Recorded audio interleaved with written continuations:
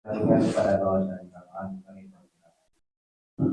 terima kasih atas waktunya Bapak MC, Tuan MC. Bismillahirrahmanirrahim. Assalamualaikum warahmatullahi wabarakatuh. Alhamdulillahirabbil alamin wa bihi nasta'in wa ala umuri dunya waddin. Wassalatu wassalamu ala asyrofil anbiya'i wal mursalin nabiyyina wa syafi'ina wa maulana Muhammadin nabiyil mursalin wa ala alihi wa sahbihi wa man tabi'ahum bi ihsan ila yaumiddin.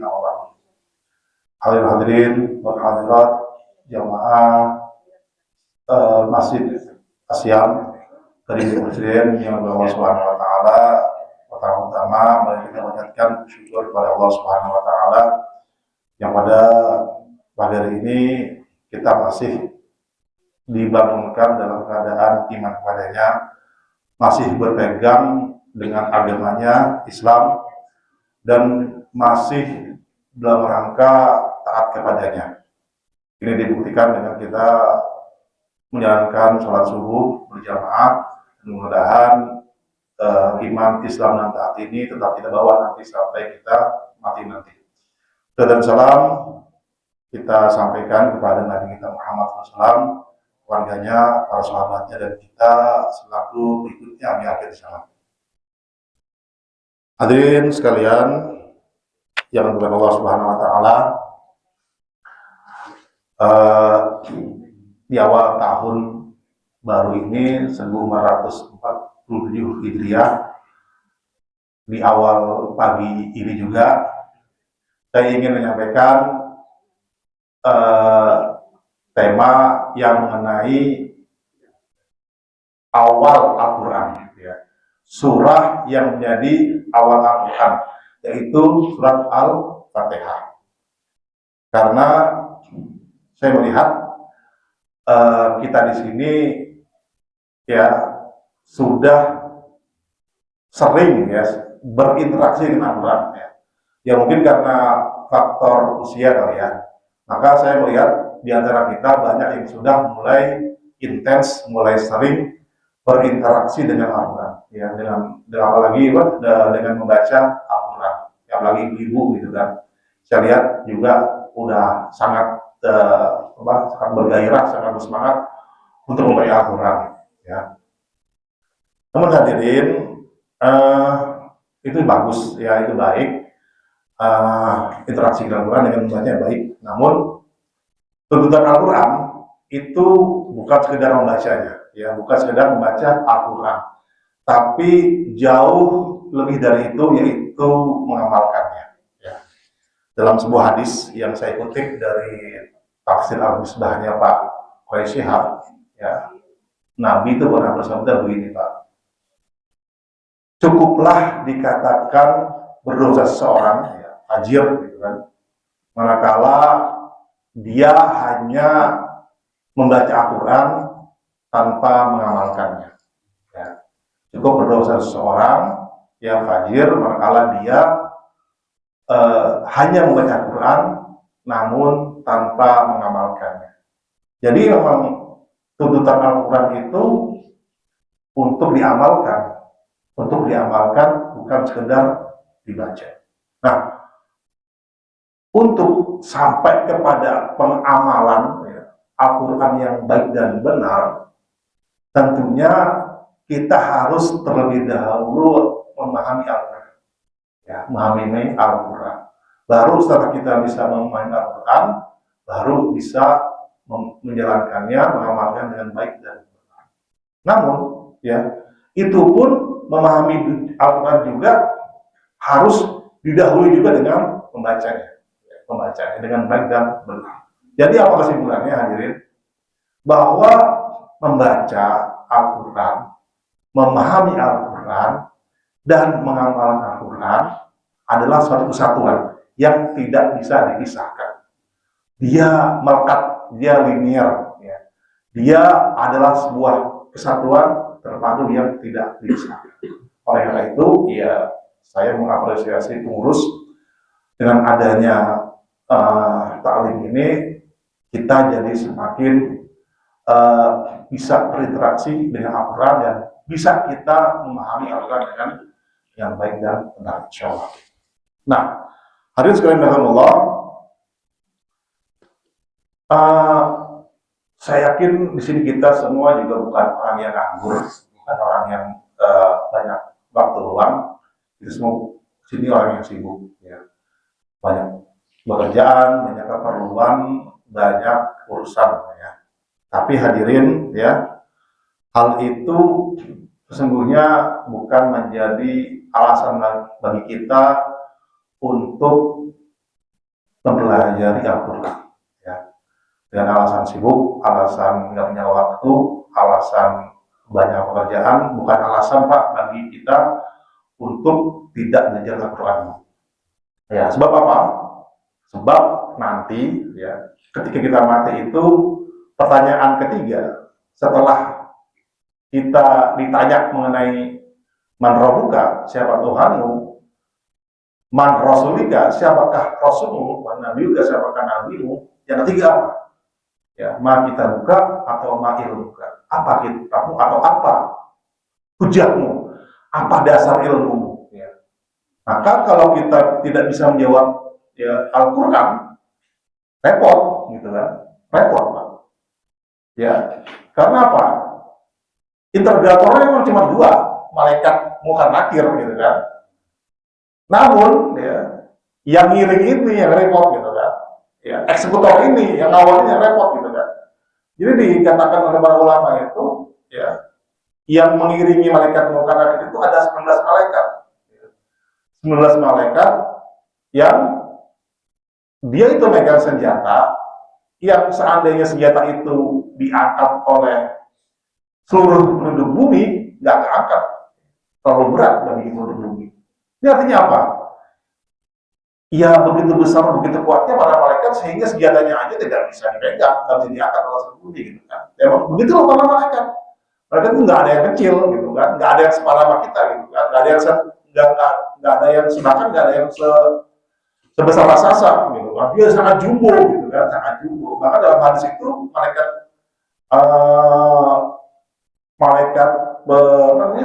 pemegang, ya, pemanggul arsy itu, lupa nama malaikat apa namanya saya, itu dari kuping sampai pundaknya itu 50.000 tahun perjalanan. Itu saking gedenya. Ya begitulah para malaikat, emang ukurannya jumbo-jumbo. Dan itu yang akan kita temui nanti ketika nanti kita dikubur, ya, ditanya mengenai man rabbuka, man rasulika, man kitabika. Itu kita ditanya. Nah, kalau kita nggak berhasil menjawab itu, ya siapa aja dipentung, dipukul. Dan ketika dipentung, kata para ulama, ya sampai ke dasar bumi, kemudian ditarik lagi, dipentung lagi, ditarik lagi, dipentung terus begitu terus, nggak berhenti. Nah, menghasil kalau kita nggak berhasil, repot kan gitu. Kalau kita dekat dengan Al-Quran, otomatis Al-Quran akan membela kita, Al-Quran akan menjaga kita. Itu yang pertama. Yang kedua, kalau misalnya, dan kedua, Al-Quran itu kan dia bisa nanti sebagai syafaat, ya. Jadi yang bisa mengasih syafaat pertolongan kita di yaumil hisab ada banyak, kan. Pertama, ya itu Rasulullah SAW. Ya. Yang kedua, ya Al-Quran. Yang ketiga, ya orang soleh, gitu lah, teman-teman kita, ya, sosial kita, gitu kan. Makanya, ya kalau kita nggak pernah sholawat, nggak pernah baca Quran, dan nggak pernah bergaul dengan orang soleh, ya repot, gitu kan. Ya, kita bisa kehilangan pertolongan. Sedangkan di situ tidak ada pertolongan selain yang diizinkan Allah Subhanahu Wa Taala. Lihat ayat kursi. Man dzalladzi yashfa'u indahu illa bi'idznih. Enggak ada syafaat kecuali yang diizinkan oleh Allah Subhanahu wa taala. Ayat syafaat itu adalah Al-Qur'an dan Al-Qur'an. Nah, maka itu, ya, interaksi kita dengan Al-Qur'an juga menentukan sukses kitanya nanti di yaumil akhir. Nah, memang hadirin, ya, kita emang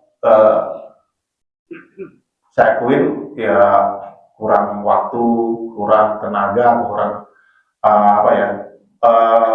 sibuklah untuk belajar Quran. Yang 30 juz, yang 6.666 ayat, ya. terlalu sibuk, itu terlalu berat untuk itu. Tapi ya menurut ulama paling enggak kita menguasai atau memahami atau belajar surat Al-Fatihah. Karena apa? Karena semua kandungan Al-Quran itu bermuara kepada surat Al-Fatihah. Nah, itu kenapa pentingnya kita belajar tentang Al-Fatihah. Minimal seorang muslim belajar mengetahui paham Al-Fatihah. Nah, itulah makanya ya saya menyampaikan ini di sini. Mari kita belajar bersama mengenai surat Al-Fatihah. Terus Allah ada banyak manfaat ya. Surat Al-Fatihah manfaatnya banyak. Yang pertama adalah dia bisa mengobati penyakit. Seperti yang dilakukan oleh sahabat Nabi namanya Abu Sa'id Al-Khudri. Saat beliau dimintai pertolongan oleh kepala suku yang kakinya tersengat kalajengking, keracunan, bengkak kakinya, diminta tolong. Kemudian Abu Sa'id datang dan mengobati beliau, mengobati kepala suku tersebut dengan membaca Al-Fatihah, sembuh. Dan Nabi nanya, kamu obatin pakai apa? Al-Fatihah. Ya, Nabi menetudinya. Itu yang pertama, bisa jadi obat penyakit fisik. Namun ada penyakit lagi yang bisa disembuhkan oleh Al-Quran, itu penyakit mental. Nah, ini yang bahaya, Pak. Ya. Ini yang menjadi sekarang di tren, ya, mental illness, penyakit mental. Belum lama ini ada orang pejabat BI, umurnya masih muda, ya, 24 tahun, lulusan luar negeri, mati terjun dari gedung BI. Sayang banget kan, sayang banget. Masa depannya masih cerah, masih muda, pintar, tapi menderita namanya mental illness. Dan banyak lagi kayak gitu. Dan kedepannya hadirin, bukan semakin tren itu bukan semakin menurun, tapi semakin banyak orang yang menderita mental illness. Nah, salah satu yang ditawarkan oleh Al-Quran ya, sebagai obat, sebagai syifa, ya, tadi adalah Al-Fatihah, bahwa dia bisa menyembuhkan semua penyakit, bukan hanya penyakit fisik, tapi juga penyakit mental. Nah, hadirin, dua tadi, ya, sebenarnya hanya dua fungsi tambahan dari surat Al-Fatihah, hanya dua manfaat sampingan dari Al-Fatihah. Ada manfaat utama yang lebih jauh lebih besar daripada itu, yaitu apa? Dia kita gunakan, kita pakai untuk sholat. Ya, nggak ada yang lebih utama, nggak ada yang lebih hebat selain apa yang kita gunakan untuk menghadap Allah. Ya, jadi kalau misalnya kita menghadap presiden itu kan diatur, Pak.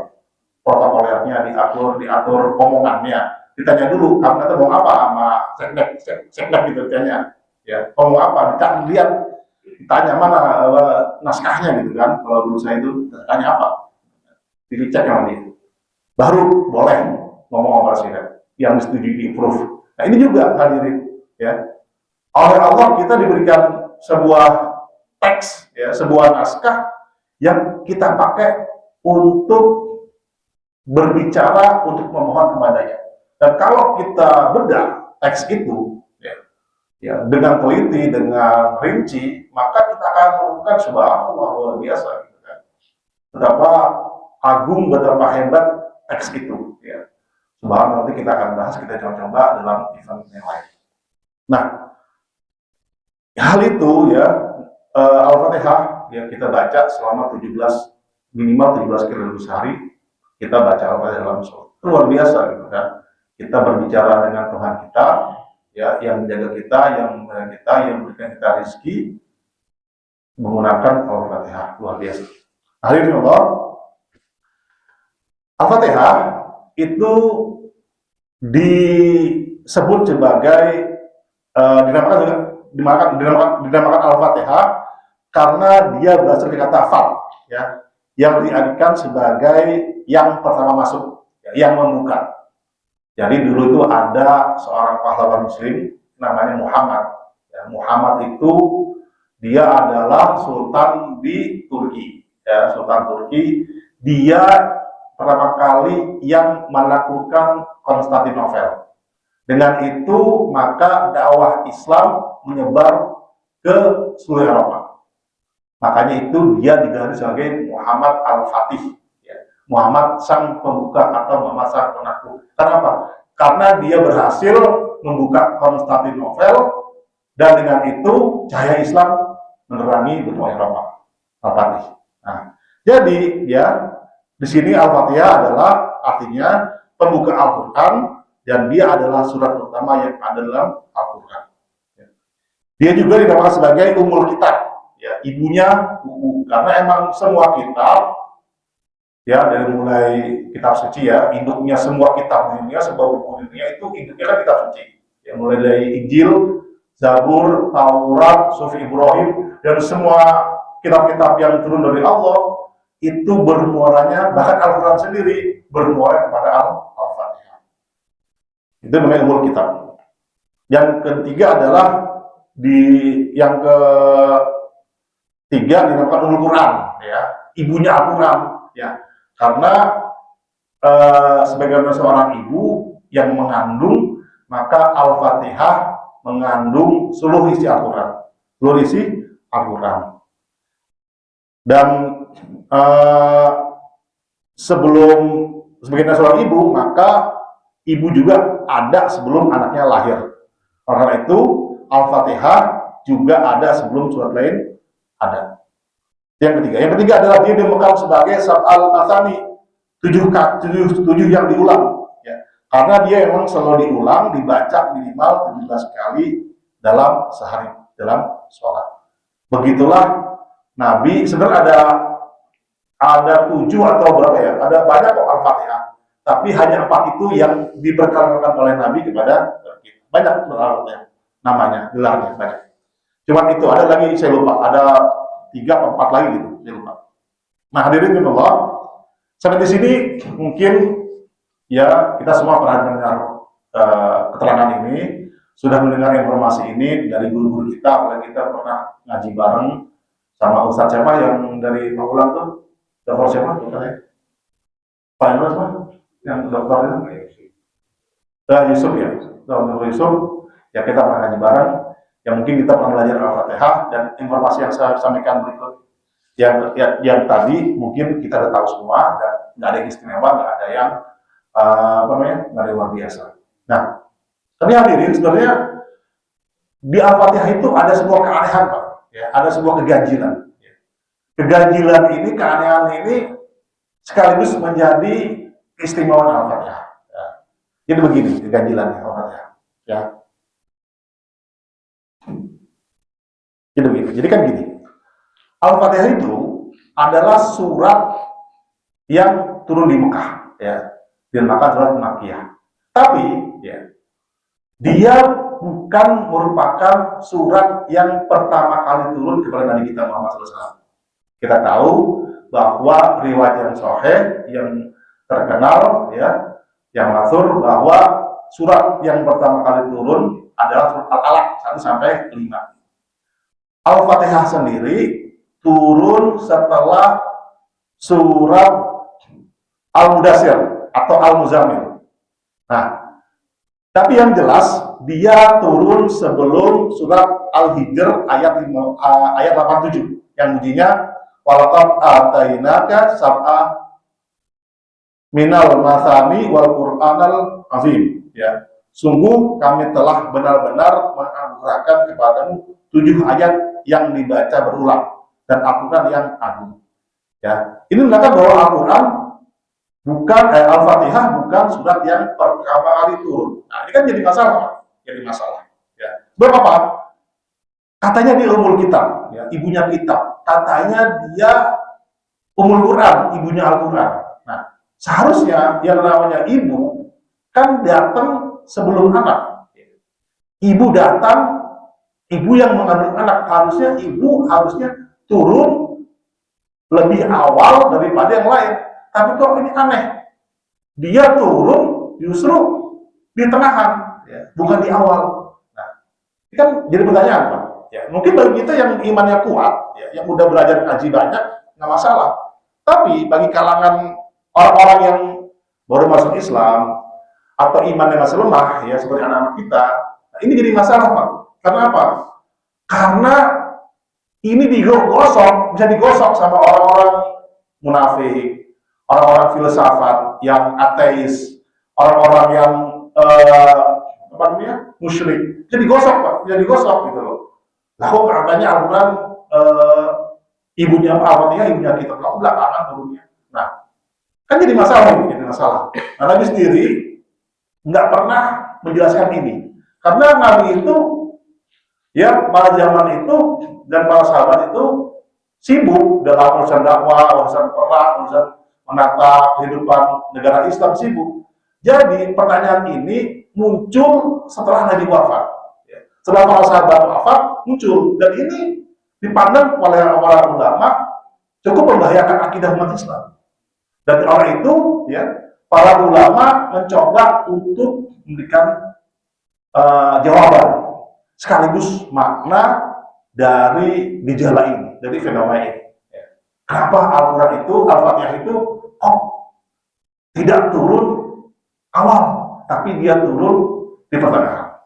Nah, hadirin sekalian, di antara jawaban yang menarik, ya menurut saya, itu datang dari Pak Quraisy. Ya. Tapi Pak Quraisy itu dia nggak bersandar ya, ngutip juga dari pendapat ulama lain. Nah, jadi dia adalah Pak Quraisy. Kenapa Al-Fatihah bukan surat yang pertama kali turun, padahal dia merupakan induk Al-Quran, ibunya dari semua kitab, gitu kan? Jadi kata Quraisy begini, kalau misalnya dia menganutkan begini, kalau misalnya kita lihat di upacara bendera misalnya 17 Agustus di istana, kita lihat bahwa apakah Pak Presiden, Pak Prabowo itu datangnya bareng dengan petugas yang berkala datang, ya, misalnya bareng sama tukang sapu, sama tukang tenda, sama tukang sound, sama tukang catering, kan enggak, kan gitu. Pak Prabowo justru datang bukan di awal, gitu kan, ya. Emang dia orang paling penting, ya, orang paling depan, tapi justru dia datang bukan di depan, tapi di tengah atau belakangan, gitu. Namun ketika acara, justru dia berada paling depan, justru dia berada yang terdepan dalam memimpin acara.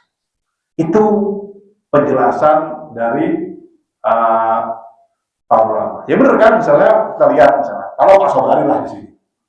Emang kita lihat Pak Sobari itu bukan orang yang pertama kali datang di Gading kan. Ya, kita lihat sini yang Gading mungkin Pak Haji Samsudin mungkin atau siapa gitu kan. Tapi memang ketika dalam sholat, ya, justru Pak Sobari adalah orang yang terdepan dalam memimpin sholat. Jadi menjadi imam dalam sholat. Kan begitu. Jadi yang terbelakang, yang datang belakangan, bukan tidak selalu menjadi yang terbelakang. Bisa jadi yang terbelakang itu Allah simpan untuk menjadi yang terdepan. Kan begitu juga dengan Nabi kita Muhammad SAW. Ya. Nabi kita kan sudah datang paling belakangan. Tapi ketika dia menjadi imamnya, menjadi imam sholat dalam Syafi'ah itu di Baitul Maqdis itu, justru dia menjadi imam sholatnya para nabi dan rasul. Kan begitu. Itu jawaban dari kenapa Al-Fatihah bukan surat yang pertama kali itu. Nah, lalu apa maknanya? Kalau tadi kan sudah jawaban, Pak. Jawaban itu hanya memuaskan sisi kognitif kita, ya, sisi keingintahuan kita, gitu, ya. Nah, sedangkan apa maknanya? Nah, makna ini yang kita pakai, ya, yang bisa kita gunakan untuk keseharian kita, ya, untuk pelajaran buat kita. Apa maknanya dari itu, gitu kan? Nah, ini yang menjadi pembahasan pada hari ini. Nah, Allah, apa makna dari fenomena ini? Dari fenomena ini, ya. Ini menunjukkan bahwa dalam Islam itu nggak ada senioritas, ya. Nggak ada orang yang awal lebih mulia daripada orang yang belakang, ya.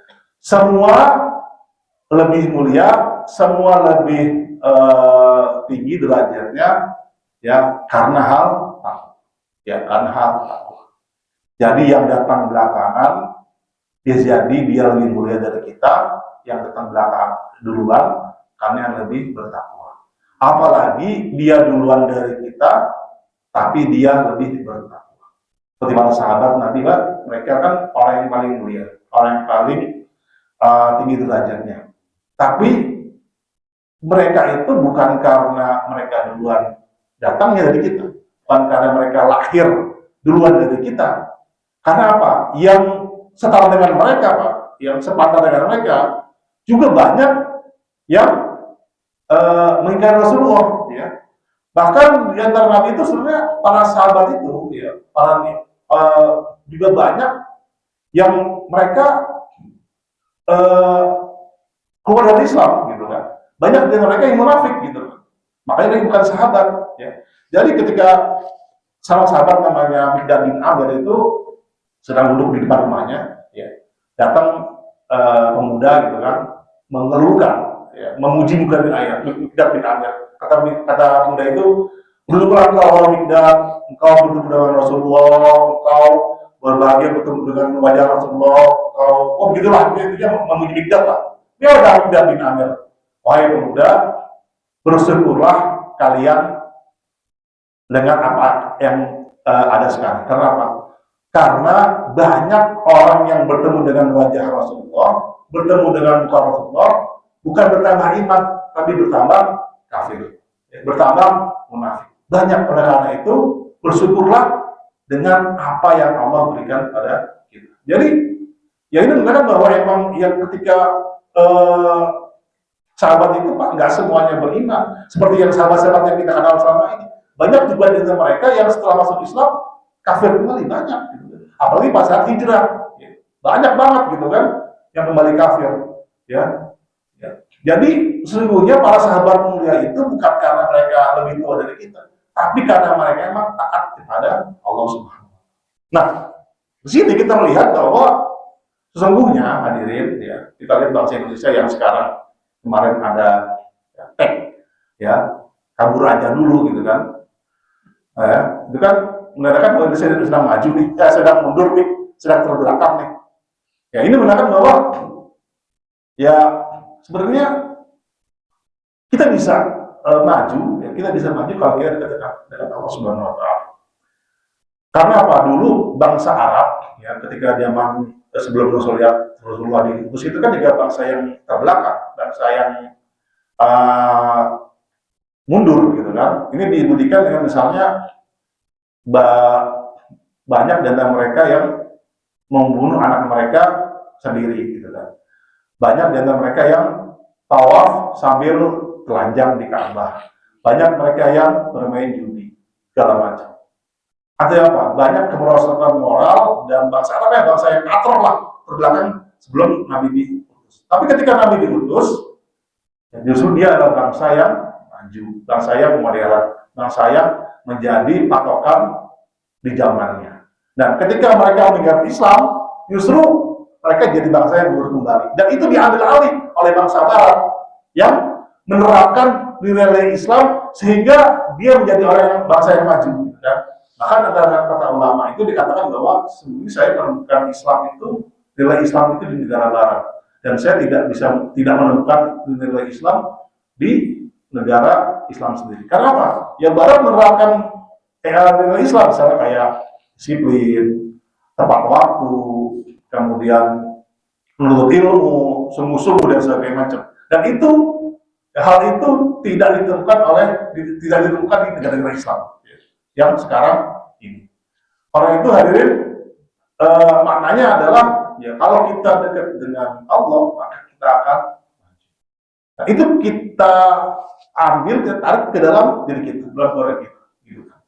Tahu misalnya ya kita dibandingkan dengan kolektor lain misalnya ya dengan misalnya Sila, dengan Amiti, dengan Pribadi segala macam ya kita dibilang ya masih kalah lah ya, di bangunan rumah segala macam ya, secara rakyat. Tapi hadirin ya ini tidak menghalangi kita, tidak menjadi halangan buat kita ya yang lebih terbelakang dari mereka untuk lebih maju dari mereka. Ya. Kalau kita di sini dekat dengan Allah, kita di sini bertakwa dengan Allah, kita di sini selalu mengikuti perintah Allah, maka keterbelakangan itu akan menjadi sebuah kemajuan dengan kita. Dan kita maknanya adalah keterbelakangan itu sesungguhnya bukan menjadi halangan seorang untuk maju. Ya. Keterbelakangan ya dalam segi apapun, ya, ekonomi, pendidikan, sosial, semuanya gitu kan, dalam hal apapun bukan menjadi halangan, ya, rintangan untuk kita bisa maju, untuk kita menjadi sukses di masa depan. Karena apa?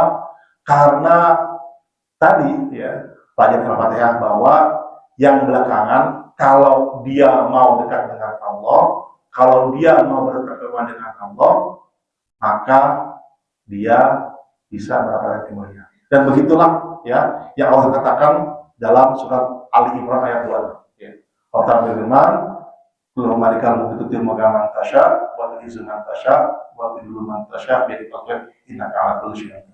Bahwa sesungguhnya ya kerajaan itu di tangan Allah, kekuasaan itu di tangan Allah SWT. Dan Allah memberikan kepada siapapun yang dia kehendaki kemuliaan maupun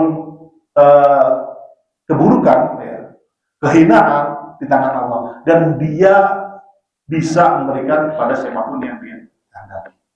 Nah, untuk itu hadirin ya, saya ya mengajak kepada kita ya, untuk generasi kita ya, anak-anak muda kita, anak kita, kalau misalnya anak kita ingin maju, ya, ingin sukses, ingin menjadi orang hebat di masa depan, maka itu dimulai dari kita, dari diri kita.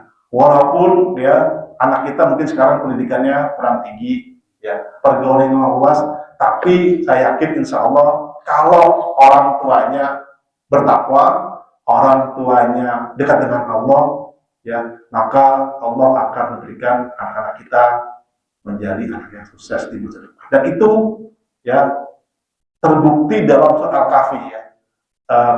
Kisah Nabi Musa dengan Nabi Khidir kan, di kisah ketiga itu ketika Nabi Musa dan Khidir itu membangun rumah, ya, rumah bobrok yang milik seorang yatim gitu kan, ternyata ada harta di dalamnya, gitu kan. Ya, kata Nabi Musa ditanya, Musa nanya kepada Khidir, kok kita bangun rumah ini? Padahal orang kampung ini kita mintain air minum aja nggak ngasih gitu kan. Nah, kata Khidir, sesungguhnya ini rumah ini punya anak yatim yang bapaknya orang soleh, ya, yang bapaknya orang soleh, dan di dalamnya ada harta buat anak yatim tersebut. Nah, begitu Pak Allah menjaga keturunan kita, ya, keturunan anak-anak kita, gitu kan, karena kesolehan orang tuanya. Nah, itu ya kita mulai kesuksesan anak-anak kita, kesuksesan keluarga kita mulai dari diri kita. Kita dekat dengan Allah, mudah-mudahan anak kita, keturunan kita, semua jadi orang sukses. Demikian yang bisa saya sampaikan pada hari ini. Bermanfaat. Assalamualaikum warahmatullahi wabarakatuh. Dan mohon maaf Pak, saya nggak bisa lama-lama karena harus kerja dan sering saya jawab karena memang waktunya mepet. Terima kasih. Baik, terima kasih atas pencerahan dari Ustaz Guru. Bahwasanya Alkitab hanya surat Al-Fatihah jadi surat yang sering dibaca minimal 17 kali. Baik, Bapak Ibu, mengingat waktu kita mendekati jam 6 dan pembicaraan kita sedang ada tugas lain. Mari kita cari berbagai. Alhamdulillahirabbil alamin. Subhanallah, asyhadu alla ilaha illa anta, Assalamualaikum warahmatullahi wabarakatuh.